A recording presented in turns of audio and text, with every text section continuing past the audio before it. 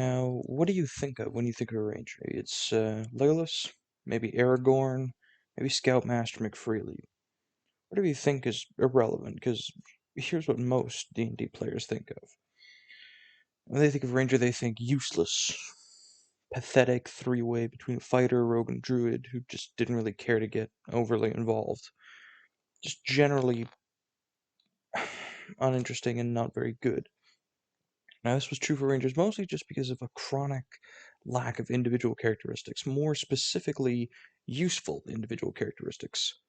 Trouble really was that Rangers were so narrow and so clunky in function that they didn't really carve out their own identity uh, apart from being overshadowed by everyone else, because, they took the fighting styling sort of from a fighter, they took the skill monkey-ishness from a rogue, and they took some magic from the druid, but just, a dash of it, not much. And the trouble really was that whatever aspect of Ranger you were after, any of the individual parts of it, could be accomplished better by a different class or different something. For example, if you want to be a survivalist, sort of skirmisher with a bow, play a scout rogue, because you can take expertise in survival and things like that, and then you could still be using a bow, still be moving and dancing around the battlefield, ducking and weaving away from enemies. If you want to play the proper marksman, a sniper kind of thing, you can do an arcane archer, or just any fighter with a longbow and the sharpshooter feat. If you're looking for that melee combatant with a strong connection to nature, you can play a druid with shillelagh if you want to use a stick, or just invest in either a couple levels of fighter, or you could even take the weapon master feat for a couple of melee weapon proficiencies. Or if you don't want to focus on the magic as heavily as a druid does, then you can still just play like a fighter with the magic initiate feat, take a couple of druid cantrips of first level druid spell, and call that your nature powers and be done with it, instead of having to, if you don't want to play a druid and don't want to go full spellcaster, just want to have a bit. Point is, rangers don't have their own individual identity in the game. They have trouble with that, and they lack the ability to actually be the best at anything they do, because they have middling efficiency at lots of different things. They're not particularly good at any of them. They try to be skill monkeys like rogues, but they don't have any ridiculous, ability score increasing things or anything like that, apart from their tracking abilities and survivalist abilities in their favorite terrain, which was always way too narrow because you had to pick one, and if you weren't in the right terrain, your abilities just don't work. They're just not there. It's not like you got like a decreased version of it, you just got zilch if you're in the wrong kind of grass, which is always kind of weird. And without having anything actually individual about them, because if you ask yourself what makes the ranger unique, there just really wasn't ever anything apart from the flavor around them that made them unique, because being a kind of Gish-esque character with like limited spellcasting, but melee efficiencies, and that nature thing could be just as easily accomplished with a couple levels druid, plenty of fighter levels, and a couple of rogue levels, and you're on your way to expertise in survival, and you're finished. I mean, it's really just kind of sad how limited they were in having anything individual, and the only real individualistic things that they had were a couple of spells that were all their own, Hunter's Mark specifically being kind of the standout that's worth it, and then they had their like hunter kind of aesthetic they went for with things like the favorite terrain thing, to connect themselves to the land. They can be really effective in one type of terrain, but useless anywhere else, or at the very least aren't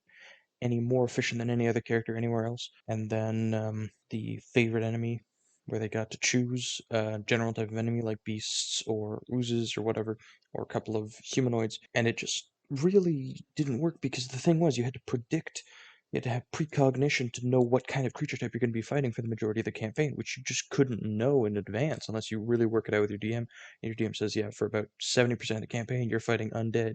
you're fighting this, you're fighting that. Only way that you could really have that level of information, build your character around, which sucked. Like, it sucked hard. Because believe me, I tried to make Ranger work. I tried to make it fun and interesting, but the thing was, you could really roll into the role play with it. You could really try and focus on that part of it. Really hype up the survivalist thing. But then, your abilities just were so narrow and limited because it was like you're this apex hunter, amazing at it. So like, if you had favorite enemy beasts, if you're hunting anything, you'll have advantage on your checks to track them down and, call information about them on the hunt. But that's good for gathering food. Then after that, you're kind of just screwed because, like, let's say that you're trying to chase down a chimera. It's got a lion body, goat head, snake head, and whatever variation of the classical chimera there is.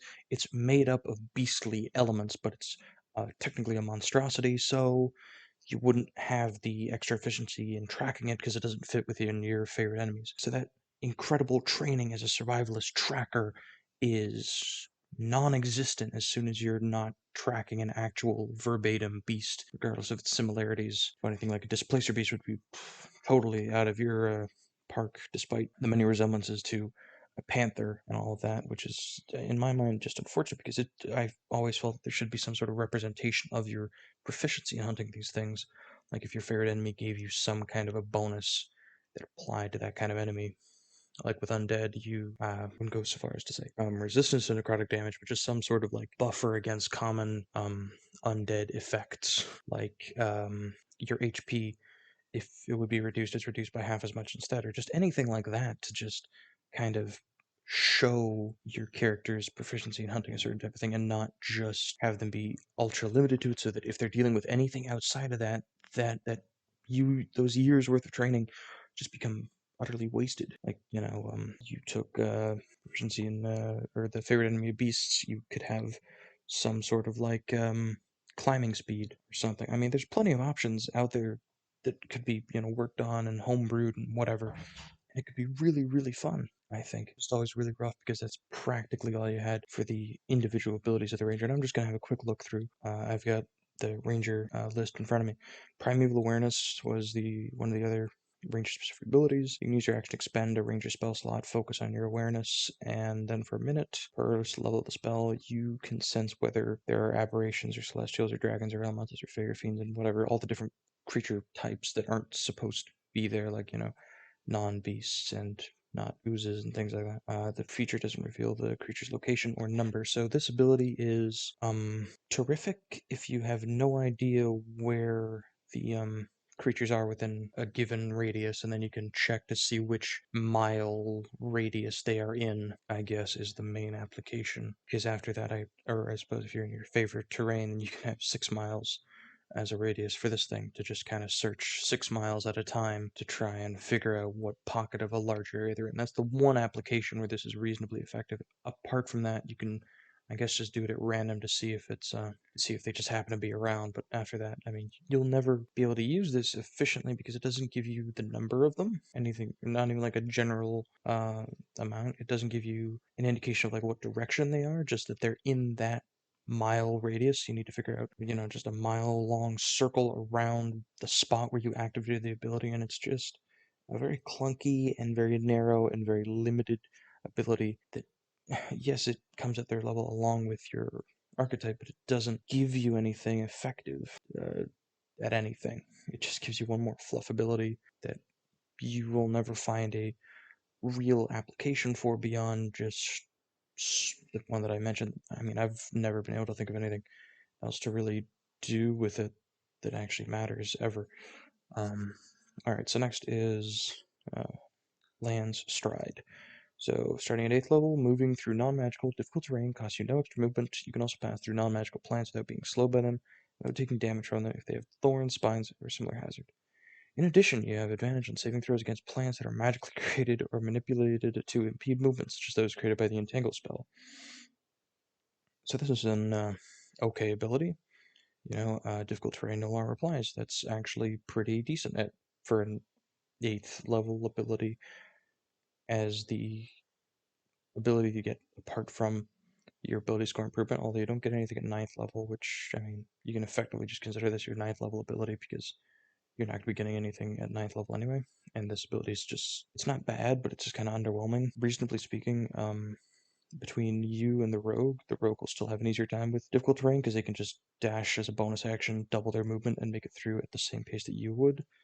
Whereas you can use your main action to dash and cover twice as much ground, I guess. But the point is, this ability is not particularly good, not necessarily horrible, because it is helpful with difficult terrain, which comes up a decent amount, I'd say, for sure. And non-magical plants that deal damage, well, with some DMs that could definitely show up from time to time, so it could be useful. This ability is not outrageously bad, but just kind of not, yeah, kind of limited, I guess, but not particularly heinous or anything, for sure. Definitely solid. Next, hide in plain sight. Starting at 10th level, you can spend a minute creating camouflage.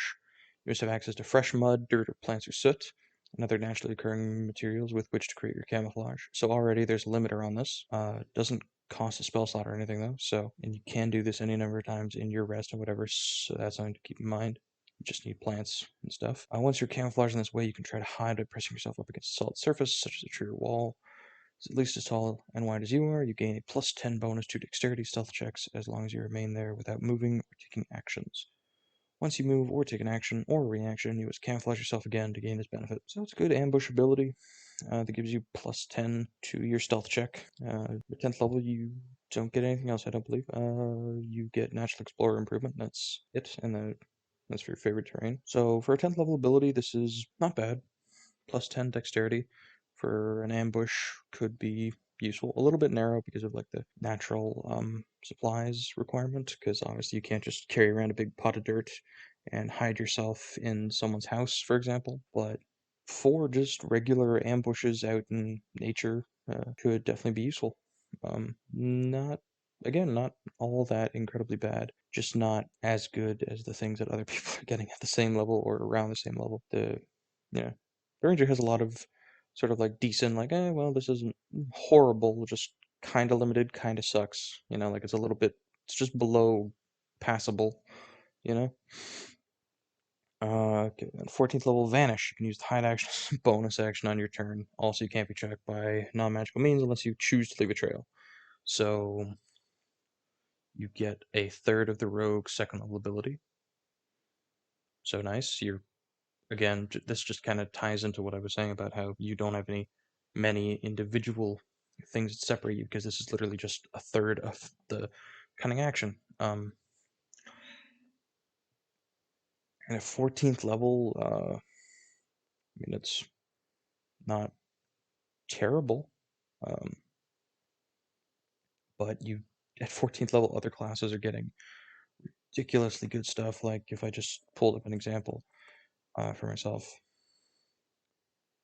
fighter level ability, or 14th level is what I meant. So at 14th level, they get an ability score improvement. Okay. No shock. Okay, 13th level. 13th level, they're indomitable with a second use. So at 13th level, they can retry a saving throw. It's a level before this ability, and this ability, while it is more consistent, which I think is one of like the few traits that I would definitely allocate to the Ranger as being more or less the best in, they are very reliable. None of their abilities are on cooldowns or anything. Pretty much, they just have all their stuff all the time, even though it's not great. It's kind of like having an old busted up pickup. It still runs and it'll run forever, but God, it does not run well. You know. But other classes are getting just, again, better stuff at similar levels, and the Ranger just starts to lag behind very early on. Okay, so then the next jump is to 18th level for the base rogue, or ranger, sorry.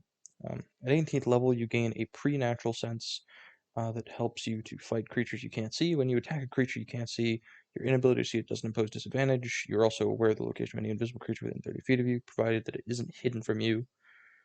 Okay, and you aren't blinded or deafened. Okay, so this isn't bad. It's definitely a solid ability on its own. So if you're getting this early on, attached to something else, sure. But invisible creatures are not that common. Even at 18th level, it's not that much of a common thing. There's a reason that see invisibility is not a good spell. So it's a decent ability on its own, but at 18th level, other classes are getting way better stuff. I'm going to stop using the fighter as an example because they have too many ability score improvements to just take the place of other stuff. Okay, let's pull up Warlock. Warlock works. Okay. So Warlock 5e. Let's see what they get at 18th level. So the Ranger gets to see invisible creatures within a limited radius, but it works forever, no requirements to activate it. At 18th level, the Warlock gets nothing, and they're full spellcaster. Fair enough. Wow, I am picking the worst examples. Let's grab Paladin, the other cross class or split class, whatever you want to call it. Paladin, 18th level, they get aura improvements. Their aura is increased by like 20 feet. They go up to 30 feet, I believe, at this level, which is great. So suddenly you can cover almost the entire battlefield in your protective auras. And the ranger gets to see invisible creatures in that same radius. So on the one hand, you have an ability that is active all the time, affects your party, will be universally useful and always on. And then the ranger gets see invisibility at all times and the ability to hit creatures despite the fact that they can't see it. So if you're playing a 20th level party and you want to play a blind character, play a ranger, apparently. I mean, I wouldn't suggest doing this, but it is an option if you're starting at 18th level and feel like having that kind of fluff. Which again, like I said, rangers do really appeal, I think, to players who either want to play contrarian and, want to go against the grain, play something that no one else wants to play or everyone else thinks is weak and want to try and break it or, just show them that it doesn't matter what class you're playing, which is true. Or players who really want to roll into the, I keep saying roll into, but I mean, really uh, focus on the role play. It's because I want to say focus on and then role play. I keep crossing over. Okay. But yeah, that's kind of my point that players who play Rangers generally are trying to lean into the role play or want to just kind of show everyone else that Rangers are perfectly decent. Ranger is not the kind of class that you just pick because you want to pick a class and you don't care what. Ranger is a very conscious decision, always, I believe. No one ever accidentally picks a ranger, because whenever someone says, I'll play whatever, someone hands them a fighter, barbarian, wizard, something like that. Something that everyone already knows or knows to be good or whatever, depending on the player. Ranger, you're never just going to give somebody a ranger because they said, oh yeah, just make a decent character for me. And, okay, so Foe Slayer, 20th level. You become an unparalleled hunter. On each of your turns, you can add your wisdom modifier to the attack roll or the damage roll of an attack you make against one of your favorite enemies. You can choose to use this feature before or after the roll, but before any effects are applied. Okay. So for the sake of argument, we're going to say that you have bumped your wisdom to 20. So you have a 20 in wisdom, so this is +5 to hit or +5 to damage. So off the bat, you're going to want to pick to hit almost every time, because 5 damage is not as good as +5 to hit, because +5 to hit guarantees you will get damage, generally. This is once on each of your turns, so this does not work with extra attack, which is kind of, it's the weird thing about rangers, because they have like fighter-esque combat abilities to a degree, but then so much of their abilities seem more rogue-like, where like they can only do it once per turn, but they have 2 attacks per turn as base, which is weird to me. But whatever, and this ability is horrible. It's just not. Like paladins, you're getting your sacred oath feature where you get to like turn into a demigod and like boil the earth beneath your feet with huge laser beams of death and whatever from all the different classes. But this, you get extra damage, and not just extra damage point, extra damage against your favored enemies.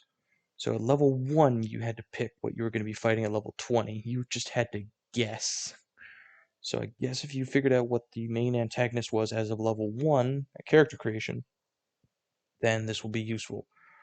Otherwise, oh my god, could you imagine being the poor sap who picked Beast because they figured, oh, I'll be helpful with the party, I can hunt better, and then you end up at 20th level and you have to have Beast. Well, I mean, you can pick other ones along the way, but like, still, even if you have, I think you get to pick two more, so you get like three over the course of the campaign. I think. Let me just double check.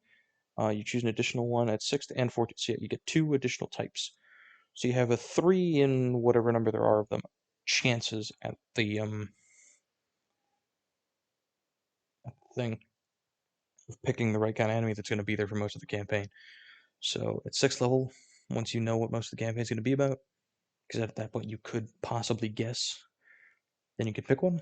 14th level, you definitely know what's probably coming up in the next few, the kind of like last stretch. And then if you hit 20th level, you just need to pray you guessed right on one of your 3 attempts with varying amounts of information. And even though you have 3 types or possibly 6 humanoid types, I still think that this is terrible because at best, at the very maximum, you're getting 5 damage or 5 to hit. That's good, but it's like everything else. It's like it's a decent ability, just not for this level. Like it's too low on the scale here. So I know that I'm getting kind of long-winded here at about 20 minutes as I'm looking at the timer now. Um, sorry, number one, but this shouldn't be too much longer because I'm just going to go over the way that Wizards has fixed Rangers with the Tasha's Cauldron of Everything, which has released recently enough this year, or well, 2 days ago at the moment from when I'm recording. So I'm just going to go down the list as quick as I can. So number 1, Deft Explorer. So this replaces Natural Explorer. So instead of your favorite terrain, you instead, at level 1, get, and this is going to be impressive, Expertise in one ability. So if you pick Survival, boom, you've just become the master hunter tracker you've always wanted to be, that you were in your favorite terrain, but now you can do it everywhere. You can choose something to represent who your character was. And you also get to grab 2 extra languages. Okay, kind of random, but it's there and it's not bad. Okay, now at 6th level, you get 5 foot increase your movement speed, and you gain a climbing speed and swimming speed. Did I not call it? Yeah. So this turns you again into like the apex of the natural explorer who can, get across massive rivers without issue, who can climb mountains, who can do all this amazing stuff and do it faster than everyone else. This is already leagues better than natural explorer because that was just bad. And this is something very good about the optional abilities that they've added in Tasha's, because you can choose to lose your old ability and replace it with these new ones. So for the players who still want to play the ranger like they were, you still have the option of playing, the less powerful one for the more flavorful abilities. Okay, so next, 10th level for Deft Explorer, which is the name of the ability. As an action, you can give yourself a number of temp HP equal to 1d8 plus your wisdom mod. You can use this action a number of times equal to your proficiency bonus, and then your gain all uses when you finish a short rest. And whenever you finish a short or long rest, if you have an exhaustion level, it is decreased by 1. Oh, sorry, this is not short or long, it's just on short rest. So I really like this ability for the 10th level. It seems solid. You can give yourself at this point 3, or at 10th level you will have +4 proficiency, so you can give yourself 1d8 temp HP 4 times, which is really solid.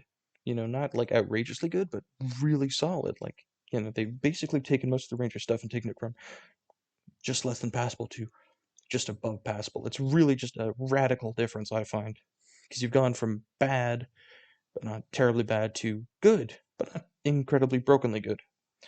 And then you can also do better with exhaustion, which is more just a tacked on thing, I think, but still not useless for sure. And then that's all it is for the Deft Explorer. So great replacement for the original ability. And then Favorite Foe replaces the favorite enemy feature, and works with foe slayer. So whenever you hit a creature with an attack roll, you can call on your mystical bond with nature to mark it as your favorite enemy for a minute, or so you lose concentration. So you choose a creature when you hit it to be your favorite enemy instead of choosing it at levels. Uh, so on each of your turns, when you hit your favorite enemy, you can deal an extra 1d4 damage. You can mark a creature a number of times equal to your proficiency bonus. You can gain all the uses on a long rest, and the damage for it increases as you level and it scales up. It hits 1d8 at 14th level. So I really like this.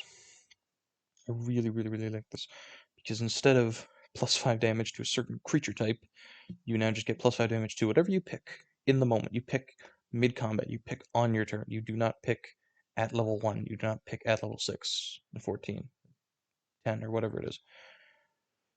So that's really, really good. Then they give Ranger a couple of extra spells. I'm not going to go over. Wait, Entangle wasn't already a Ranger spell? Are you kidding me?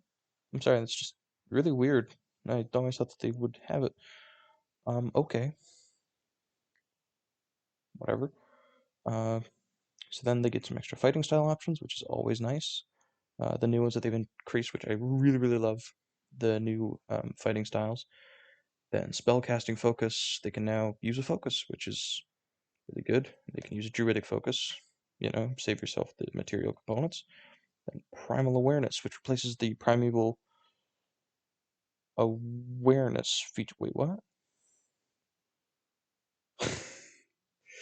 Okay, primeval awareness replaces the primeval awareness feature. That's funny to me. Okay, so you can focus your awareness, and it gives you extra spells which don't count around against your number of spells known, and you can cast each of them once without a spell slot. Oh my god, it gives rangers good spell casting? What the hell is this? This is ridiculous. And once you cast a spell in this way, you can't cast it again until you finish a long rest. Cool. So you get stuff like speak with animals, speak with plants, so stuff that is automatically better than the useless primeval awareness ability, because instead of getting to guess in a mile wide radius, you get to instead ask the local squirrel population at 3rd level, hey, have you seen the dragon in the area? So, just so much better here, just giving them extra spells at these levels instead of that really not very good ability they originally had, which is nice. And then they can swap their fighting styles at 4th level, along with their ability score improvement, which is nice, makes it more flexible, so you're not hammered into whatever you pick. So 10th level, you get Nature's Veil, which replaces your hide in plain sight. So instead of getting to camouflage yourself with all of the muck and goop and whatever, and give yourself the +10 bonus, you can turn invisible as a bonus action up to your proficiency modifier, which I really, really like, because it gives you something better than your Vanish at 14th level, but a limited number of uses. So it kind of fills up your uses of your bonus action. And then it replaces an ability that I found very limited, because it's a good roleplay ability for like ambushes with hide in plain sight, but in reality, just taking expertise with stealth, with the Deft Explorer ability way back at 1st level, you could just as easily have the advantage, not advantage, but double proficiency bonus for the check anyway, which at 10th level would be +4, so you'd have an additional +4 instead of the +10, which isn't as good, but then you can turn invisible once they show up for a turn, and then spring the ambush, which I really like. This ability is definitely um, good and honestly kind of unique, because turning invisible is, kind of, it's neat, I think. And especially for the ranger to do for a bonus action, it really hammers home the fact that I think they're going with a more bonus action focused approach for rangers is the vibe that I'm sort of getting, where you're going to need to think more critically about what you're going to do with your bonus action, which I like. Just to have more critical decision making with the ranger, where originally you had very little, because you had the option of attack, cast a spell, or not do anything else. That was pretty much it for your turn in combat. So yeah, that's the last of the new abilities that they've added for rangers. They also added a couple of ranger archetypes, but I'm not going to go over those. I love these changes. These changes make me want to play a ranger, just because now I can play a ranger and not feel like I'm starting off with one leg, you know? And I also really appreciate how they leave the option for players who liked the original ranger to still use their abilities. Um, so this is really, really good. I think I like the direction they took it, and making it optional just makes it better, I think.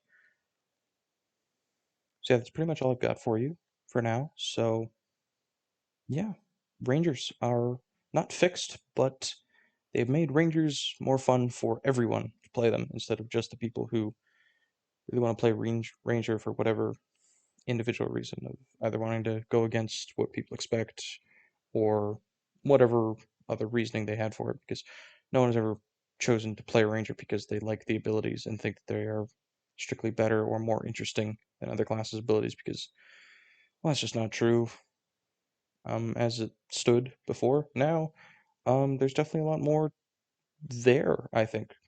Um, Not necessarily more unique, but at the very least more usable. So if you really like the fluff, you really like the abilities, you really like the whole uh, feeling of it and the subclasses and stuff, you can play them and have these really nice abilities as a replacement for what used to be there and kind of crippled it, because that's why they had to make the subclasses so good.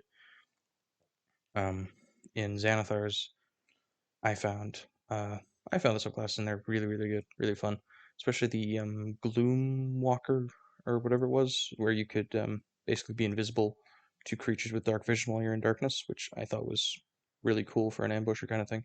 And they also had Scout, which was no, Scout was Rogue. I bet.